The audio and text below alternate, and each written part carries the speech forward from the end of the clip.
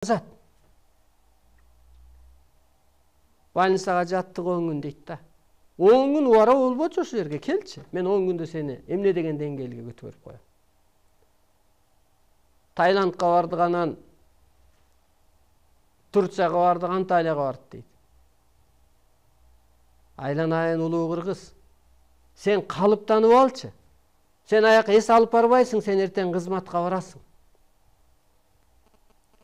Сен эс алганы келген эмессиң. Сен кызматка келгенсиң бул дүйнөгө. Кайсы арыңа эс алып барасың? Аны элге айтасың. Анан сүрөткө түшүп жөнөтөсүң. Сенин жоопкерчилигиң бүгүн чоң болуп атат. Мен санаам тынчыбайт. Куда тосуп атам. Жарым саат мурун ушул жерге келип сүйлөп, барып кайра анан ар жагын узатып, улап.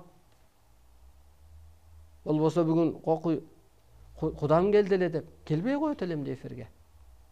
Жоопкермин. Мен эгер бир жан кийбесе, мен ушул кызматты кылат белем. Ушунча сөздү сүйлөйт белем. Анысы кандай, сиз арбайсыз. Жаныңыз асманга учкан жок сиздинчи. Сиз илим алып, ошол арбайдай түшүнүккө жетип алдыңыз. Ошондой ишенимге жетип алдыңыз. Ошон үчүн өлүм жоюлат деп берилет. Мына бул жерде мынтип берилет. Адам ошо улуу түшүнүккө өткөндө окуп берип коеюн. Жасалма эчтеке жок, жалган менде эчтеке жок. Адамзат өткөргүчкө, энергия өткөргүчкө айланганда түбөлүк өмүр өткөзөт дейт.